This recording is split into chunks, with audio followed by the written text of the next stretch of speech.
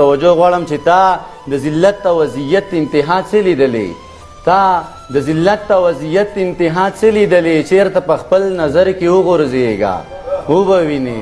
من تا د ذلت او اذیت انتها څه لیدلې، چېرته په خپل نظر کې وغورځېږه وبه وینې. او خلک د خلکو په سینو پرمختګ څنګه کوي، خلک د خلکو په سینو پرمختګ څنګه کوي، چېرته د ژوند لښکر کې وغورځېږه وبه وینې. او که زده دې غواړي ریحان صاحب، که زده دې غواړي چې سوچه مسلماني ووینې، که زده دې غواړي چې سوچه مسلماني ووینې، لاړ شه جومات ته ورکې وغورځېږه وبه وینې. یو نظم یم چې د حکمت ډکه خبره د صاحبه دا منم خو سر نظم نه دی تاسو به نه اورېدلی. د حکمت ډکه خبره د صاحبه دا منم خو دومره ګرانه د جناب چې هیڅ څه سر مې پې خلاص نه شو.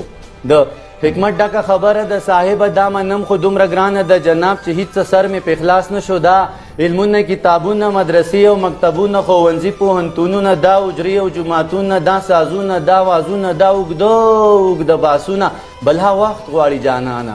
دا علمونه کتابونه مدرسې او مکتبونه ښوونځي پوهنتونونه دا اجرې او جوماتونه دا سازونه دا وازونه دا اوږده اوږده باسونه بل ها وخت غواړي جانانه. زه د وخت په زولنو کې داسې ګیر یم چې ګرانه هېڅ وخت را سره نشته چې زه دې قیسې ته غوږ شم اوږدې قیسې ته غوږ شم.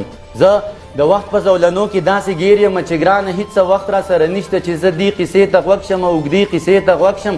د یوسف د حسن زار د زلیخي قیسې ته غوږ شم. ماته لنډه لنډه وایه نن په منډه منډه وایه غونډې غونډه غونډه وایه لکه ها بربنډه وایه چې رښتیا خبره څه ده او صفا خبره څه ده. خدای اختیار شیطان له ورکو په دنیا خبره څه ده.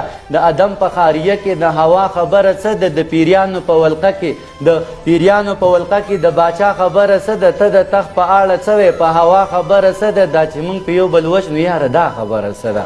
ته مننه